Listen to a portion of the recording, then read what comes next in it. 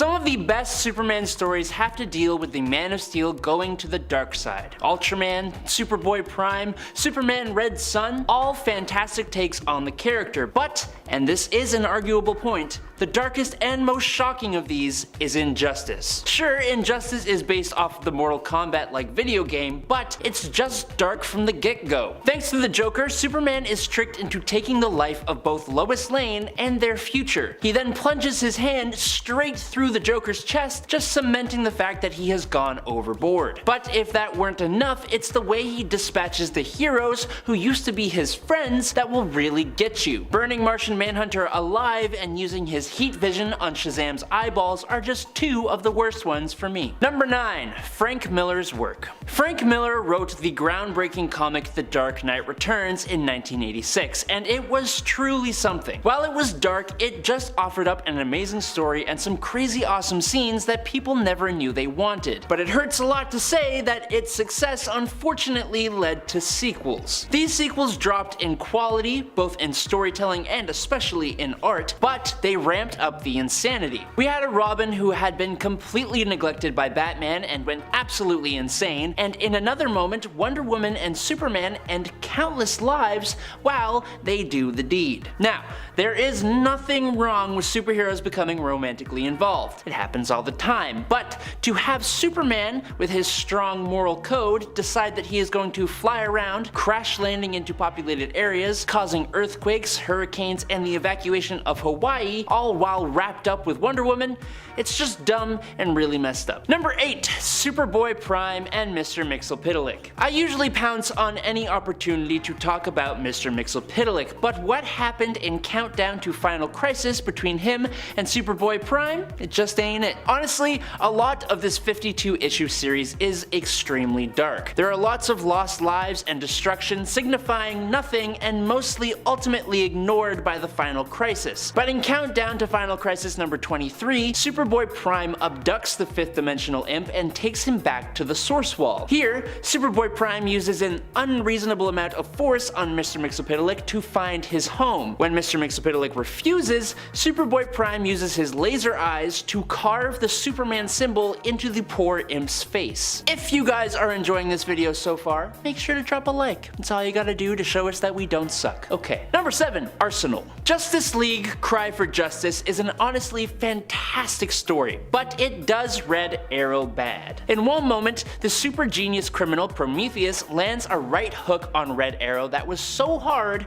Arrow's right arm detached from his shoulder. This was bad enough, but Prometheus also orchestrated the events that led to the passing of Red Arrow's daughter, Leon. After these events, he became Arsenal, got a cybernetic arm, and also fell back into a substance problem that he had. One time, under the influence of the stuff, he thought he was protecting his daughter from 5 versions of the villain Prometheus, but in reality, he was just beating up some random people in an alleyway, and his daughter was actually a no longer alive stray cat. Batman showed up to beat some sense into Arsenal, but the damage was done to both Arsenal's psyche and readers' memories. Number 6. The Woman in the Refrigerator. Green Lantern stories aren't usually known for their darkness, but in Green Lantern Volume 3, number 54 from 1994, Kyle Rayner came home one day and found that his girlfriend, Alexandra DeWitt, had been extremely ruthlessly removed from life by the supervillain Major Force and then stuffed into their refrigerator. Kyle, sufficiently motivated by anger and regret, ended up stopping the bad guy, but some people have had enough. Specifically, DC writer Gail Simone. Gail, fueled by the image of seeing her favorite female character done so wrong, coined the term women in the refrigerators as a way to refer to comic book women who have been de-lifed and or had their entire lives ruined specifically in order to fuel the stories of superhero men. There are tons of other examples in comics of this happening, but this one may be the worst, hence the term. Number 5. Fall of Hal Jordan. Sticking with Green Lantern here, written by Ron Mars, the Emerald Twilight storyline did one good thing by giving us Kyle Rayner, but it did an absolutely dastardly thing by turning Hal Jordan into one of the most evil villains we've ever seen. It starts off already on the dark side when Coast City, the home of Hal Jordan, is destroyed. In complete agony over the loss, Hal tries to use his powers to remake the city and all its inhabitants. In his madness though, he goes and takes out every single one of the Green Lanterns, stealing their rings in order to try and make the whole thing a permanent stay. Now if we are going to pick one moment though, for me, the final fight with Sinestro is actually ingrained in my memory as being utterly horrible. There were no catchphrases, no jokes, no nothing, just a gritty whimper of a fight that ended with an incredibly harrowing snap. Number 4. Joker's face. In Detective Comics' Faces of Death and Batman Death of the Family, Joker had his face sliced off by the doll maker when he purposely got captured and sent to Arkham Asylum. Then he left it in his cell as a little gift for Batman and the police after he escaped. He would then go and steal it back and either staple it onto his head or strap it on as a mask, or sometimes he'd even take it off and play peekaboo with it. It's really messed up. Now the worst use of this would have to either be when he put the youngest Robin, Damian Wayne, with a bunch of dead birds and bugs and stuff and then terrified the Robin using his removed Joker face, or when he captured the entire Bat family and made them all think he had removed their faces as well. Absolutely terrifying. Number 3. The Killing Joke. The Killing Joke is one of DC's most groundbreaking Joker stories, but it is a Joker story, which means it is going to be messed up. In an effort to break Commissioner Gordon to prove his point that all it takes to make someone bad is one bad day, the Joker breaks loose from Arkham Asylum and attacks Barbara Gordon, the Commissioner's daughter, and who also happened to be Batgirl. The attack itself was incredibly visceral and it left Barbara paralyzed, but the worst part came later. When after kidnapping the Commissioner, Joker showed him pictures that he took of Barbara, scantily clad and implying a hell of a lot. While this book was incredible in a lot of ways, the writer, Alan Moore, says that this is one part he kind of regrets, and he places some of the blame on DC editorial, who encouraged and okayed him to go so far. Number 2.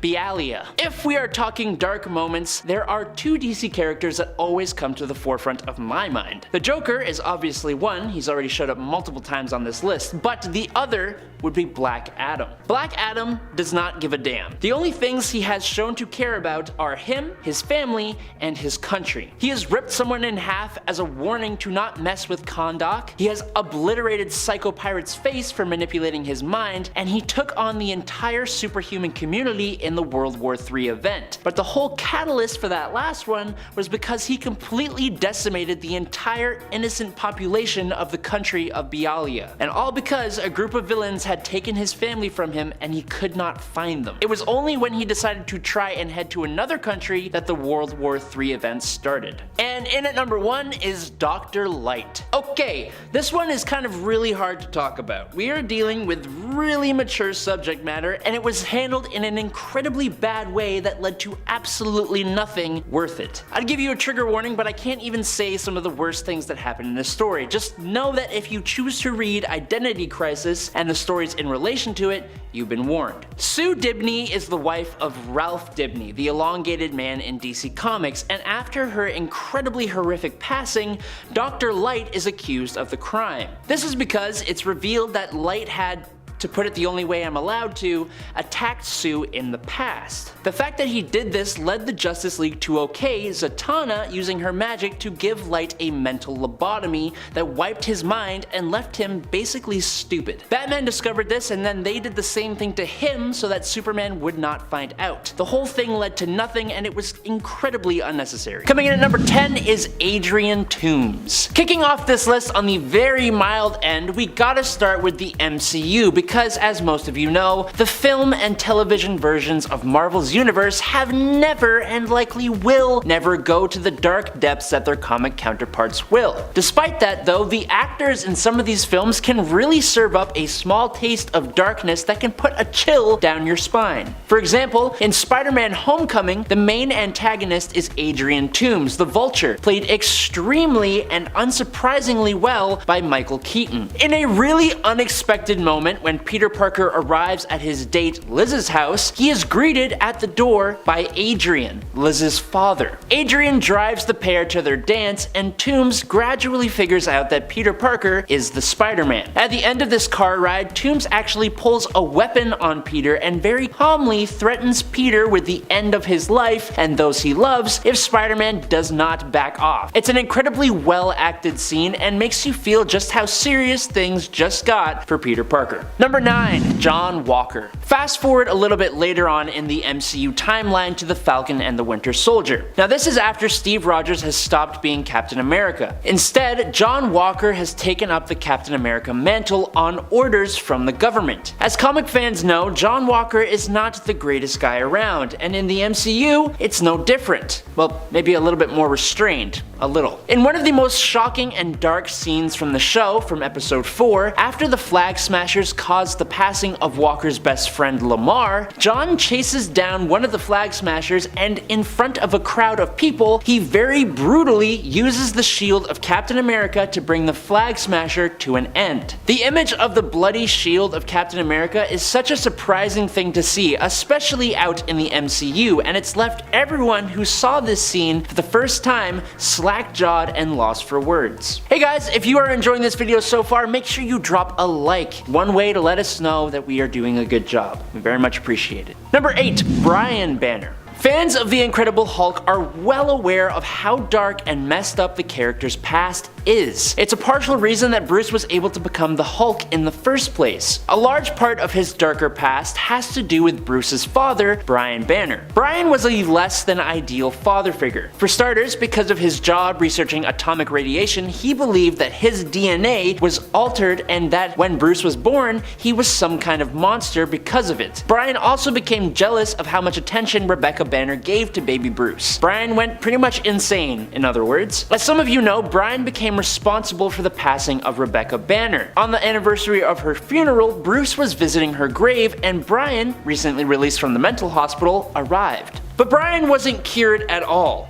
He attacked Bruce, but all the years of torment had built up inside of Bruce, and in one kick, Bruce threw Brian off balance and he fell backwards, hitting his head off of the gravestone of Rebecca Banner and instantly ending his life. This moment was so haunting to Bruce that he just erased it from his own mind, convincing himself for years that his father passed due to a mugging. Number 7. Spider-Man and Mary Jane. Spider-Man is arguably the face of Marvel Comics, and for good reason too. He's incredibly inspiring, full of hope, and is never one to give up. For all those reasons, when Spider-Man Reign was released in 2007, it was incredibly hard to see an old, tired, and torn down Peter Parker who had pretty much given up. Of all the dark and depressing things in this story, there is one thing that stands above the rest. So, through the course of the story, we learn that Mary Jane, Peter Parker's greatest love interest, has passed away, and he's been hanging on to this memory of her, and that's likely due to the fact that he is directly responsible. Mary Jane didn't pass away because of a villain or Peter failing to save her. Instead, because of the radioactive spider that gave him his abilities, Peter himself was radioactive. Through the years and years that Peter Parker and Mary Jane had been together, Peter's radioactive body had essentially given Mary Jane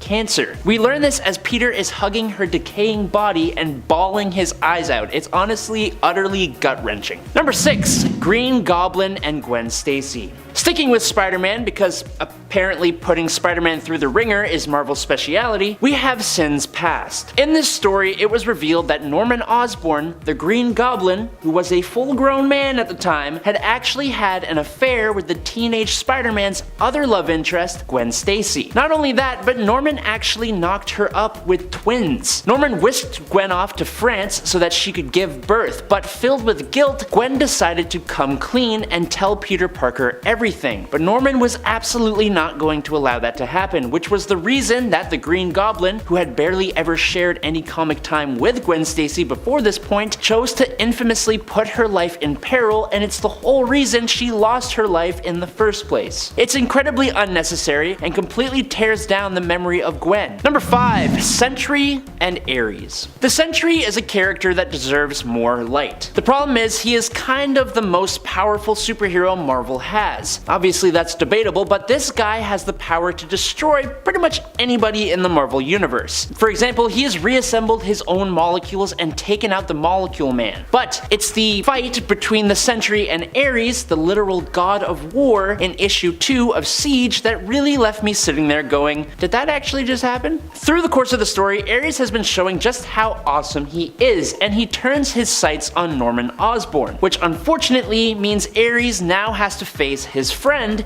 the Sentry. Sentry punches Ares halfway across Asgard, and maybe 2 or 3 punches later, he grabs both ends of the God of War and rips him completely in half. Not only did it leave everyone on the page frozen, it also left readers completely stunned. Number 4. The Hulk and Tigra. In 1995, Marvel released the last Avengers story, and with a title like that, from 1995, you can imagine it's not all sunshine and rainbows. Side note, the art in this comic is actually really good, which actually made it worse watching this version of the Incredible Hulk turn against his fellow Avengers, Wonder Man, Hawkeye, Mockingbird, and Tigra. Tigra against the Hulk is not a fight you would normally expect, and this Hulk tells you why, as in her attack against the Green Goliath, Hulk simply grabs her and pulls her apart just like Sentry did with Ares. Number 3. The Punisher. The Punisher could probably make up almost every single spot on this list, but that wouldn't make a very compelling collection of horrible moments, now would it? No.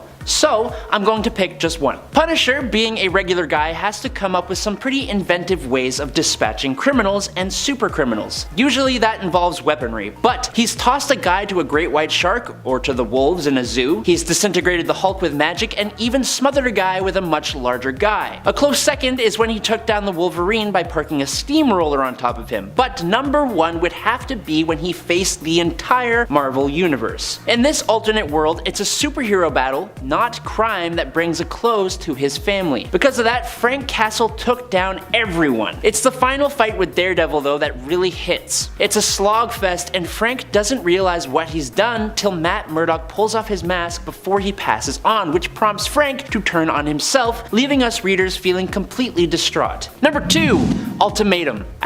The Marvel Ultimate Universe. An ultimate collection of bizarre choices, really. Chief among them would have to be the event that was supposed to bring the universe to an end, but instead just did a whole bunch of really brutal stuff. And then it just kind of carries on. I'm talking about Ultimatum. In this event, Magneto, lacking any of his 616 universe counterpart's moral compass, flips the magnetic poles of the Earth. Now this causes incredibly bad weather, tidal waves, and the de-lifing of millions of people. But if that wasn't bad enough, in the ensuing chaos caused by the Ultimatum wave, the Blob devours Janet Van Dyne, Hank Pym in his giant form chomps the Blob's head off for revenge, Captain America ends up on life support, Thor trades his life and soul for Valkyries in the Land of the Dead, Magneto uses Iron Man's and Cyclops' power to brutally obliterate Wolverine, and then Magneto screams and raves until Cyclops blows his head off with an I-beam. It was all just a lot. And in at number 1 is Marvel Ruins. If you know Marvel Ruins, then you had to know that this was going to be number 1. This is a story taking place in an alternate comic book universe where literally everything that could go wrong goes wrong. Similar to Ultimatum, it's just kind of best to list off the events rather than get specific here. The Fantastic Four spacecraft crashes into Earth and Ben Grimm is left with survivor's guilt. The Incredible Hulk is not so incredible as the gamma radiation he experienced leaves him as a hulking mass of tumors and deformity. Thanks to the radioactive spider, Spider-Man did not gain the abilities of a spider, but instead developed an incredibly brutal mutant virus that left him with a terrible skin rash and had him captured and quarantined by the government. The Scarlet Witch betrayed the Avengers to the government, leading to the Quinjet being blown up with them all inside of it. Nick Fury was introduced to the idea of eating other people by Captain America, Silver Surfer suffocated in space, Johnny Blaze sets himself on fire as a stunt and goes out in the same stunt, and Magneto's powers go out of control in an airport. The whole story just leaves you wondering what you're supposed to do with your life now. Number 10. What if Daredevil killed the Kingpin? That's exactly what happened in issue number 2 of the 1989 series. Following the events of Born Again in this alternate reality, Matt Murdock loses his mind, driven insane as a result of being tormented by Wilson Fisk, which honestly makes sense to me. I know I would be driven insane if all of that stuff happened to me. This causes Matt to take the fight directly to Kingpin,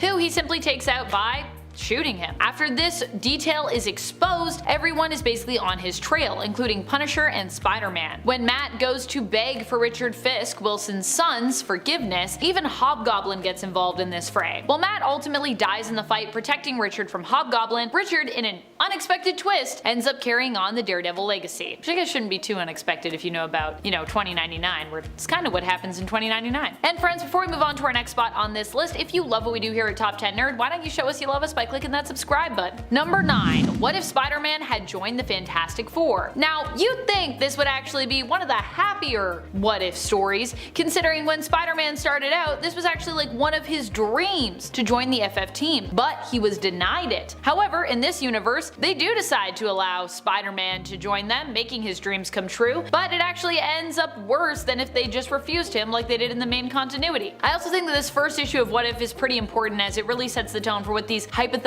comic stories could be, a look into a much darker reality where not everything goes according to plan. But we don't have to really deal with the consequences long term because, these stories are like windows into other more distant worlds, so they don't affect our main world. We can kind of just see like, I wonder what that world would be like. Terrible? Yep. In issue number 1 of the first volume of What If, Spider-Man ends up joining the Fantastic Four team, which I believe they renamed themselves to the Fantastic Five. Still has a pretty good ring to it actually. When Susan Storm actually makes the suggestion that, maybe letting him join wouldn't be such a bad idea. So Sue is actually the one that kind of gets him on the team ultimately here. But in the end, this results in her feeling often left out, shunted from this team as a result of Spider-Man's impressive presence. He just completely outdoes Sue, so she feels pretty left out. This causes her in the end to choose to remain with Namor, ultimately leaving the Fantastic Five team, something for which Spider-Man blames himself and which leaves a massive hole in the team and a massive hole in Reed's heart. Number 8. What if Spider-Man became a murderer? This is maybe the brightest of the darkest what if stories that I have on this list, but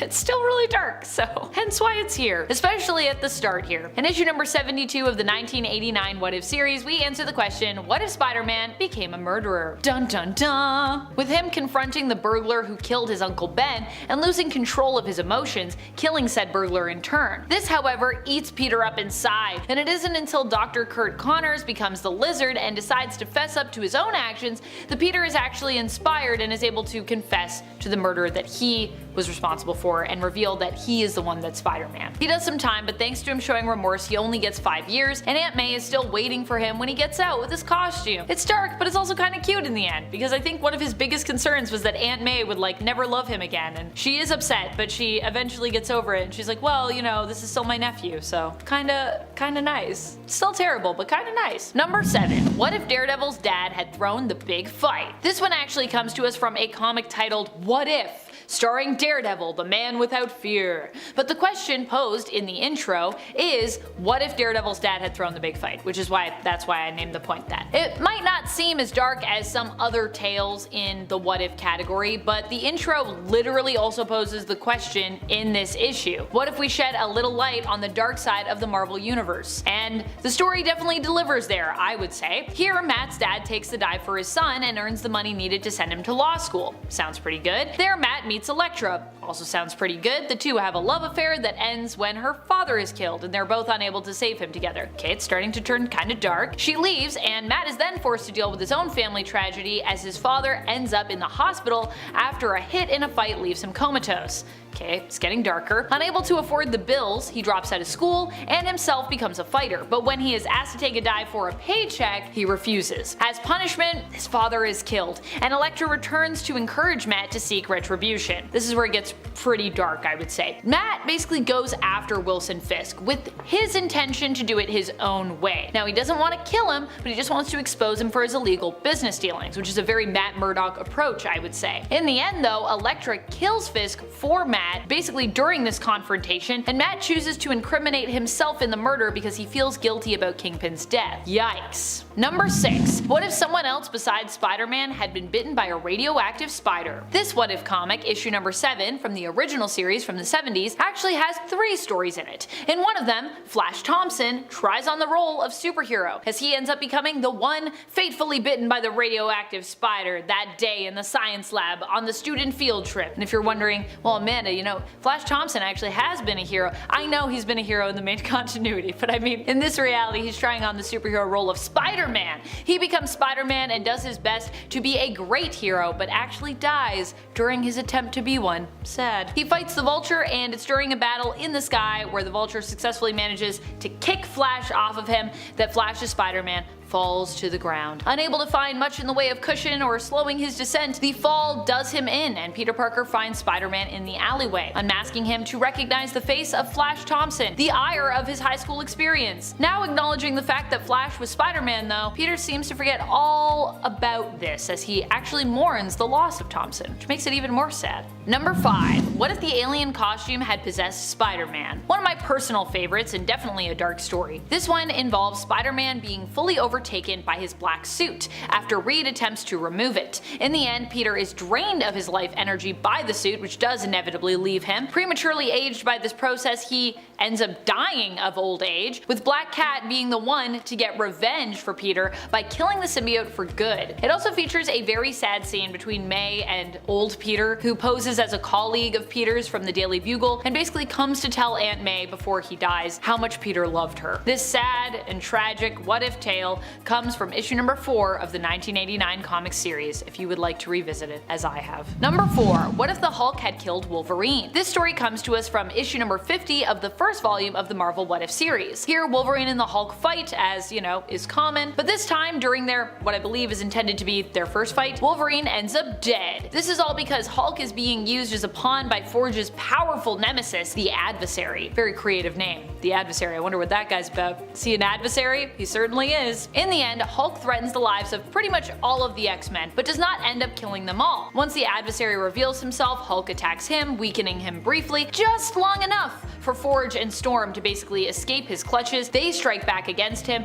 and with Forge managing to cast a spell to defeat the Adversary and basically seals the Adversary off in another realm, banishing him from their reality for good. Still, while there are survivors of this battle, when Hulk transforms back to Bruce Banner, Bruce is confronted with the fact that he has taken multiple lives during this rampage, and that pretty much breaks Bruce, so I would say this is pretty tragic. Number 3. What if the Punisher had killed Spider-Man? This comic has maybe one of the darkest endings around. In it, Punisher is tricked into killing Spider-Man. He's promised basically funds to help him in his fight against crime and those who took his family from him, and Frank is also made to believe that Spider-Man himself is a criminal and is not actually a hero. However, after killing Spider-Man, Frank learns the truth. He manages to track down the man who misguided him, the Jackal, aka Professor Miles Warren. He figures out that the Jackal is Warren, and insists that they wait for the cops instead of just, you know, blowing Warren away. However, when the cops do arrive, it's revealed what Frank's real plan is here, to basically kill the Jackal in front of the cops and in return be killed by the cops, believing he deserves himself to be punished for what he did to poor Spider-Man. This all goes down in What If, issue number 58 from the 1989 series. Does seem like a Frank solution to a problem where he blames himself or something. Number 2. What if Flash Thompson became Spider-Man? I was kind of thinking that maybe in this story, Flash, you know, might get a break here. But even here, he has a pretty bleak tale attached to him in another alternate reality where he also becomes Spider-Man instead of Peter Parker. The story culminates in a heated moment where Peter discovers Flash's secret, that he's Spider-Man. Filled with rage, Flash doesn't listen to Peter's pleas for help and instead blames him for everything that has gone wrong in his life recently, shouting at Peter, "You ruined my life," before hitting him with a deadly punch that basically cost Peter his life. This story comes from the 2018 What If Spider-Man comic, and I would recommend checking this one out. It's wild. Number 1. What if Phoenix had not died? The title for this story makes it sound like it might even be a positive and happy story, but don't be misguided, it's not happy. Well, it starts off pretty optimistic with the Phoenix not dying but being redeemed and and even helping to defeat Galactus, in the end the Dark Phoenix power does consume Jean, causing her to turn on her teammates, so she becomes, dark again. She kills not just the X-Men, but the world in her rage and sorrow, with her anger and fire continuing to spread outward, engulfing the universe. So not only do her friends die, the X-Men obviously, the world, but like the universe is also completely in danger. So